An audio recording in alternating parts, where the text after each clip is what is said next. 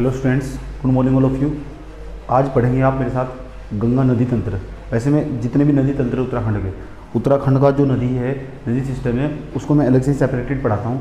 लेकिन इसमें जहाँ जितना भी यूज़ हो सकता है और जितने में मुझे नहीं लगता कि इससे ज़्यादा टॉपिक से कोई गहराई से बात कर सकता है।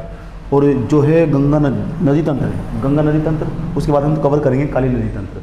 पहले आप मेरे साथ देखिए गंगा नदी तंत्र कि गंगा नदी तंत्र से संबंधित क्या क्या पर्सन बन सकते हैं और कैसे कैसे पर्सन बन सकते हैं। शायद ही आपको कोई पढ़ाए इतना डेप्थ से और गहराई से। आप कोई सी भी एक बुक पढ़ लीजिए, साथ में रख के एक बुक पढ़ लीजिए, कोई सी भी एक पढ़ लीजिए, कोई सी भी बुक पढ़ लीजिए, कैसी भी बुक, उससे आराम से समझ में आ जाएगा। लेकिन इतना बेस्ट ना तो शायद किसी ने कवर किया है, ना कोई कवर करेगा। आइए आप मेरे साथ पढ़ते हैं गंगा नदी तंत्र। पहली बात, नदी तंत्र कहते किसे हैं, आइए देखते हैं नदी तंत्र कहते किसे हैं। ये आपका नदी तंत्र, ये देखिए कोई नदी जा रही है, ऐसे ये नदी है, इसके साथ एक नदी आएगी, इधर से एक नदी आएगी, इधर से एक नदी आएगी, ये आएगी नदी, इसकी भी सहायक नदियाँ होगी, इसकी भी सहायक नदियाँ होगी, इसकी भी सहायक नदियाँ होंगी, इसकी भी नदियाँ होंगी। ये पूरा का पूरा जो तंत्र बन जाता है, इतनी सारी नदियों का जो तंत्र बन जाता है, इस तंत्र को हम बोलते हैं नदी तंत्र। क्या बोलते हैं? नदी तंत्र। अगर ये जो नदी, ये जो बीच में नदी जो जाती है, इसको बोलते हैं मुख्य नदी। मुख्य नदी की जो आसपास की नदियाँ होती हैं, इनको बोलते हैं सहायक नदियाँ। क्या बोलते हैं? सहायक नदियाँ। इनको हम सहायक नदियाँ बोलते हैं। तो जो आसपास की जो नदियाँ सहायक नदियाँ बोलते हैं, इनकी भी जो इनमें जो नदियाँ साइड से आगे मिलती हैं, उनको भी हम बोलते हैं सहायक नदियों की भी सहायक नदियाँ। इसलिए हम ये पूरा का पूरा जो तंत्र मिल जाता है, इस तरह मुख्य नदी के आसपास जो नदियों का जो सिस्टम या तंत्र बन जाता है, उसे हम नदी तंत्र कहते हैं। समझे? अब हम बात करेंगे गंगा नदी तंत्र की कि गंगा नदी तंत्र में क्या क्या पर्सन बन सकते हैं और गंगा कहाँ से निकलती है और कहाँ से गंगा कहलाती है और कहाँ पहुँचती है और लास्ट तक क्या है, मतलब पर्सन क्या बन सकता है।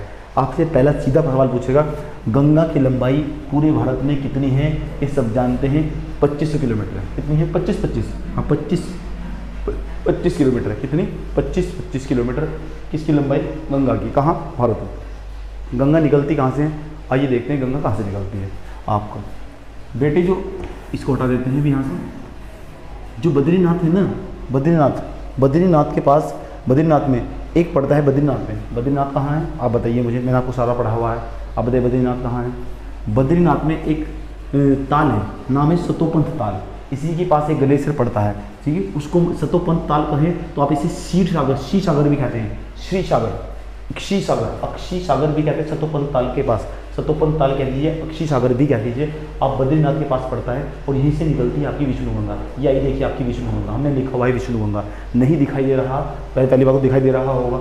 अगर नहीं दिखाई दे रहा तो आप सुनते चले जाइए, सुनने में भी आपका सारा क्वेश्चन याद हो जाएगा। उसके बाद कोई भी बुक पढ़ लीजिए, आराम से समझ में आएगा। फॉर एग्जाम्पल परीक्षा वाली, उसमें भी अच्छे से कवर किया गया है। लेकिन मैप किसी में नहीं है, मैप हमने खुद अपने विवेक का प्रयोग करके बनाया है, थोड़ी मेहनत की गई है। यहाँ देखिए ये है आपकी विष्णु गंगा और ये दूसरे नंबर पर आपको दिखाई दे रही है, इसको बोलते हैं धौली गंगा। तो जो विष्णु गंगा है और जो धौली गंगा है, विष्णु गंगा और धौली गंगा जिस स्थान पर मिलती है, उस स्थान को बोलते हैं विष्णु प्रयाग। पता है आप जो नदी अलकनंदा बोलती है, अलकनंदा जिसको हम अलकनंदा बोलते हैं, विष्णु गंगा अलकनंदा का नाम ही प्राचीन नाम ही विष्णु गंगा है। जो ये आपको नदी निकलती है सतोपंथ ताल से, श्री सागर में बद्रीनाथ से निकलती है। बद्रीनाथ कहाँ पड़ता है? चमोली में पड़ता है, समझे? तो चमोली के बद्रीनाथ से सतोपंथ ताल के पास से श्री सागर से जो नदी निकलती है, उसको हम अलकनंदा कहते हैं। अलकनंदा का ही पुराना नाम विष्णु गंगा है। ये विष्णु गंगा है। जो देखिए ऐसे कोई नदी जा रही है, ऐसे इधर के भाग को हम दायां भाग, इधर के भाग को बायां भाग कहते हैं। दाएं भाग से जो नदी मिलती है उसको बोलते हैं विष्णु गंगा, और विष्णु गंगा जो साइड से आके जो नदी मिलती है उसको बोलते हैं धौली गंगा। ये आपकी पूर्वी धौली गंगा है। तो पूर्वी धौली गंगा और विष्णु गंगा जिस स्थान पर सबसे पहले मिलती है, उस स्थान को विष्णु प्रयाग के नाम से जानते हैं। विष्णु गंगा और धौली गंगा जिस स्थान पर सर्वप्रथम मिलती है, उस स्थान को विष्णु प्रयाग के नाम से जानते हैं। ये आपका विष्णु प्रयाग है। कौन सा प्रयाग है? विष्णु प्रयाग। उसके बाद चलिए सवाल आपसे पूछेगा कि जो धौली गंगा है वो कौन से स्थान से निकलती है, कहाँ है? ये आपका चमोली में पड़ता है, धौलागिरी से निकलती है, धौलागिरी पर्वत से निकलती है, कुनगुल श्रेणी के पास है। धौलागिरी जो धौली गंगा है, धौलागिरी से निकलती है, धौलागिरी नामक स्थान से कुनगुल श्रेणी के पास से निकलती है, कुनगुल श्रेणी के पास से निकलती है। ये आपका चमोली में ही पड़ता है। उसके बाद देखिए आपका बद्रीनाथ भी चमोली में पड़ता है, सतोपंत ताल भी कह सकते हैं। धौली गंगा और इसको बोलते हैं विष्णु गंगा। धौली गंगा और विष्णु गंगा की जब शाखा आगे बढ़ती है तो इसको अलकनंदा के नाम से जाना जाता है। धौली गंगा और विष्णु गंगा और धौली गंगा की शाखा जब विष्णु प्रयाग के बाद बढ़ती है तो इसको अलकनंदा ही कह देते हैं। लेकिन कुछ लोग इसको ही जो सतोपंत ताल से निकलती है इसको ही हम अलकनंदा कहते हैं। आपसे पेपर में सीधा सवाल पूछेगा अलकनंदा का उद्गम स्थल क्या है। उद्गम स्थल का मतलब समझते हैं, ये कहाँ से निकलती, कहाँ से इसका उद्गम होता है, उद्गम स्थल क्या है। तो इसका उद्गम स्थल है सतोपंत ताल। या सतोपंत ताल पेपर में ऑप्शन नहीं हो, आजकल गेम खेलता है, क्या पता कैसा पर्सन पूछ ले। शी सागर भी कह सकते हैं, शी सागर। ये बंद कहाँ पड़ता है आपका, सतोपंत ताल कहाँ पड़ता है आपका, चमोली में पड़ता है। आपसे पूछेगा धौली गंगा कहाँ से निकलती है, धौलागिरी से निकलती है, कुनगुल श्रेणी में, चमोली में पड़ता है। नीचे चलिए। मैंने कहा जितना मैं बेस्ट समझाऊंगा इतना डेप्थ से किसी ने कवर नहीं किया होगा। आराम से समझते चलिए धीरे धीरे। नीचे देखिए आपका विष्णु प्रयाग हुआ, विष्णु प्रयाग। तो विष्णु प्रयाग में आप ये नीचे जा रही है अलकनंदा, ये नीचे अलकनंदा जा रही है, ये चल रही है आपकी अलकनंदा। अलकनंदा की सबसे पहली सहायक नदी कौन सी है, आपसे सीधा प्रश्न पूछेगा अलकनंदा की सबसे पहली सहायक नदी कौन सी है। तो आप देखिए ये अलकनंदा की सबसे पहली सहायक नदी है, नाम है उसका लक्ष्मण गंगा, जिसे हम हेम गंगा या पुष्पावती भी कहते हैं। तीनों नाम याद रखिए, लक्ष्मण गंगा, हेमवती, पुष्पावती। लक्ष्मण गंगा, हेमवती, पुष्पावती कहाँ से निकलती है, कामेट चोटी के पास से निकलती है। कामेट चोटी कहाँ पड़ती है, ये पड़ती है आपकी चमोली में, समझे। तो कामेट चोटी के पास से क्या ये इधर बनाइएगा, कामेट चोटी के पास, ठीक है। तो कामेट चोटी के पास से क्या निकलती है, पुष्पावती नदी निकलती है। कौन सी नदी निकलती है, पुष्पावती नदी निकलती है। पुष्पावती का दूसरा नाम क्या है, हेमगंगा।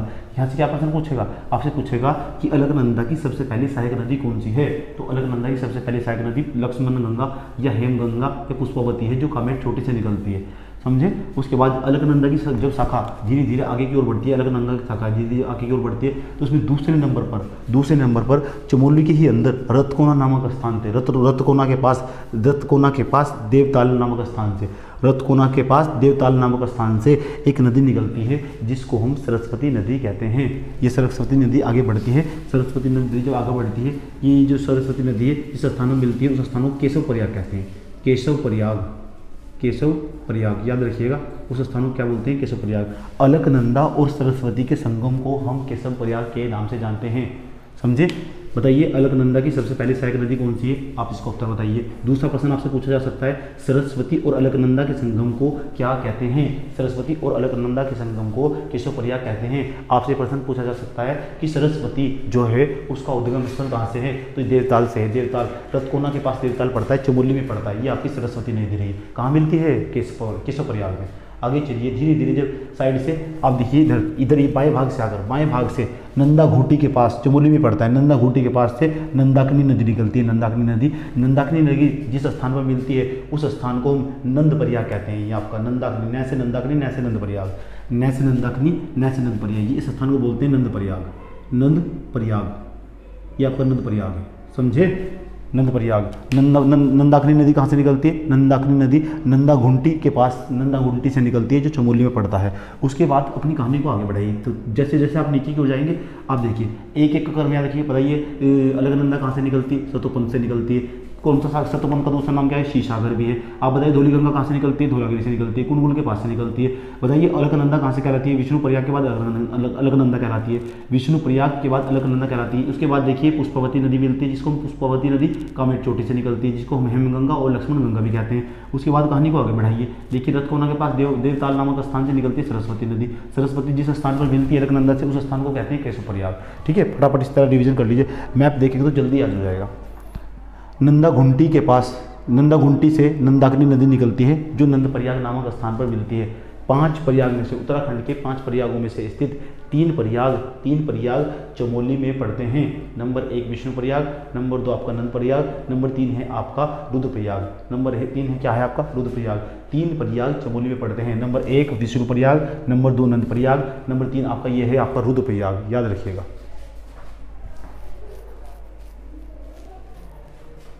ठीक, नेक्स्ट आगे चलिए। अब हम कहानी को बढ़ाते हैं आगे। इधर से देखिए दूसरे नंबर नंदाकिनी की बात देखिए, ये आपकी पिंडर नदी पिंडारी ग्लेशियर से निकलती है। जो पिंडारी ग्लेशियर है ना, ये आपका बागेश्वर पड़ता है। पिंडर नदी पिंडारी ग्लेशियर से निकलती है। पिंडारी ग्लेशियर कहाँ पड़ता है, बागेश्वर पड़ता है। जो बागेश्वर पड़ता है उसके बाद ये नदी धीरे धीरे तेज भाव के साथ, इसका भाव काफ़ी तेज होता है, इसको हम बोलते हैं पिंडर नदी। कुछ किताबों में पिंडार भी यूज़ किया गया है, जो कि सही है। गलत नहीं है। पिंडार नदी की एक मुख्य सहायक नदी है जिसको बोलते हैं आटागाड़ नदी। याद रखिएगा आपसे, आटागाड़ नदी निम्नलिखित में से किसकी सहायक नदी है। इतनी नदियाँ पढ़ने के बाद आपका प्रश्न मुझे नहीं लगता उसके बाद गलत होना चाहिए, उसके बाद गलत नहीं होगा। इतनी नदियाँ पढ़ने के बाद इसी वीडियो को कम से कम 2 से 3 बार रिपीट करके देख लीजिए।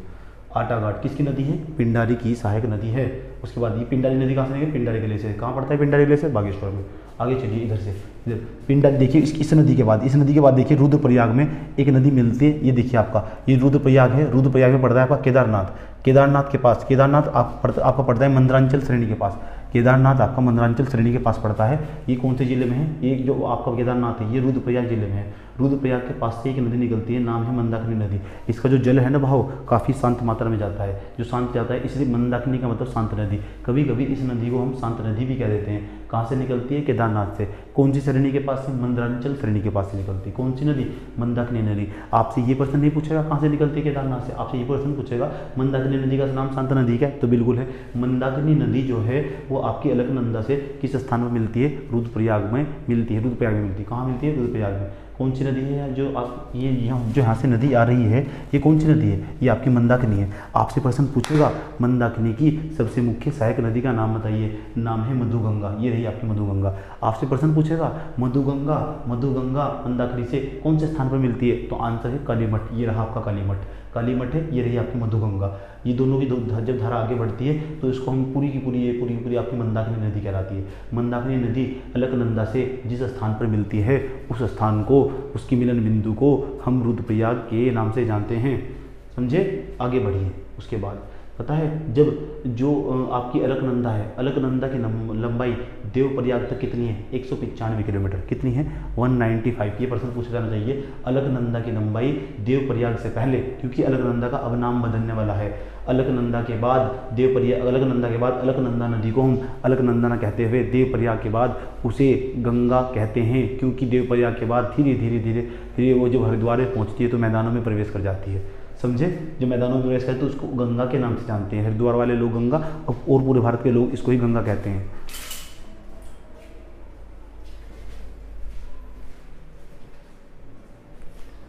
उसके बाद थोड़ा आगे चलिए, ये आपका देवप्रयाग के बाद देखिए, अब थोड़ा ध्यान से समझिएगा, इधर से देखिएगा। जो नदी आ रही है ना इसको बोलते हैं भागीरथी। देखिए भागीरथी कहाँ से निकलती है, भागीरथी 2 नदियों से मिलकर बनती है।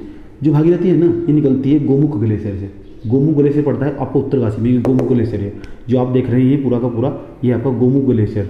ये कहाँ पड़ता है आपका, उत्तरकाशी में। कहाँ पड़ता है, उत्तरकाशी में पड़ता है गोमुख ग्लेशियर।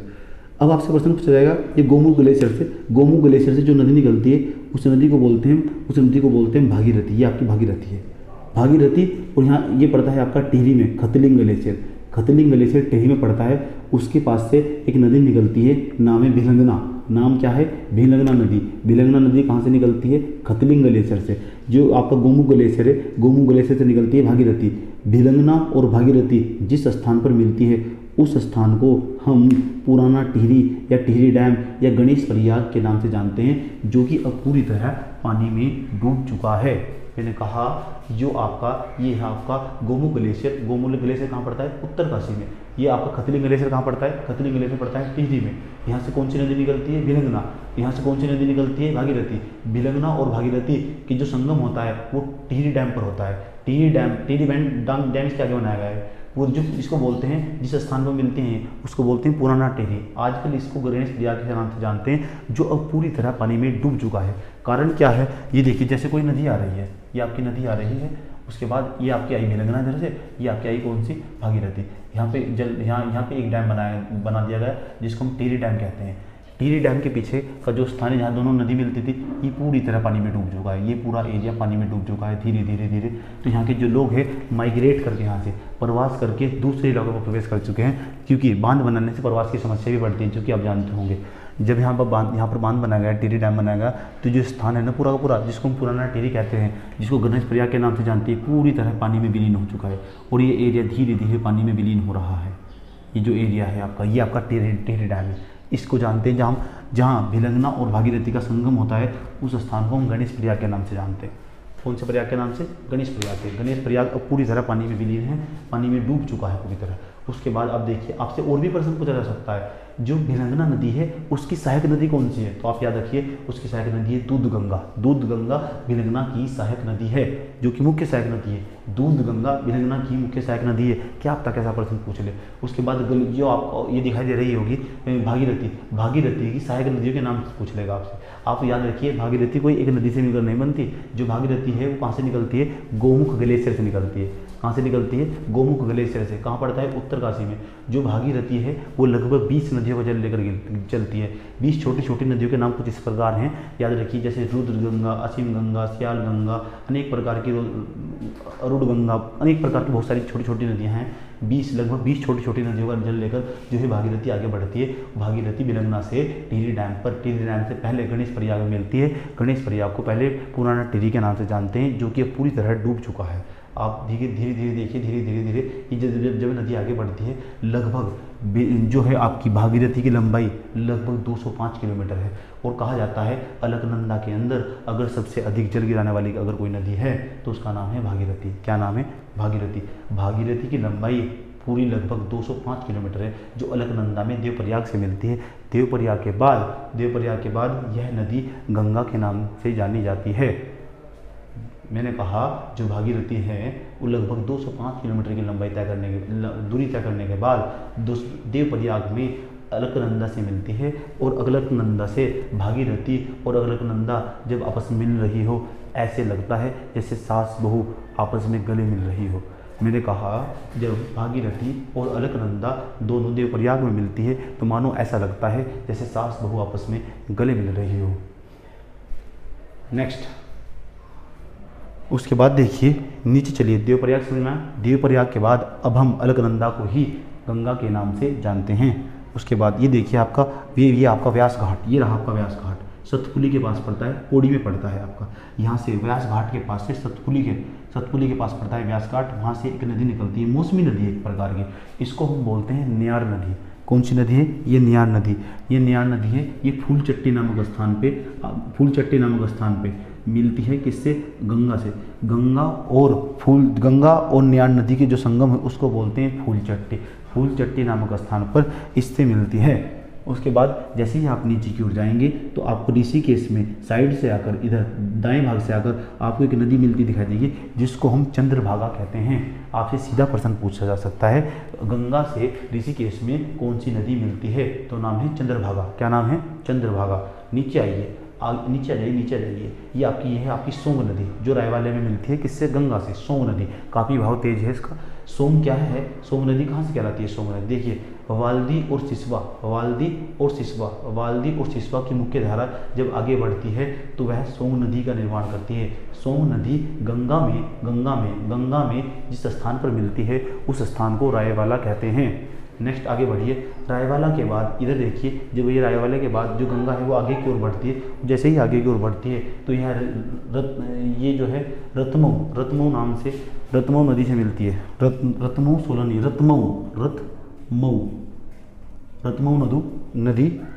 रतमऊ नदी सोलानी नदी से गंगा में मिलती है। कहाँ मिलती है? ये आपकी मिलती है रुड़की में।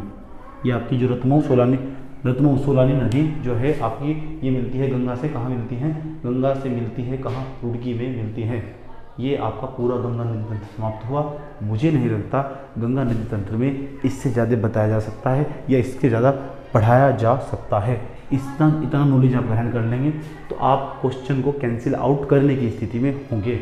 उसके बाद अपने को देख लेना है काली नदी तंत्र। इसको भी देख लीजिए, काली नदी तंत्र को।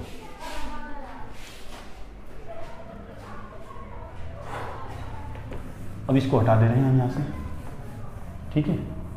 और अब इधर देखिए काली नदी तंत्र।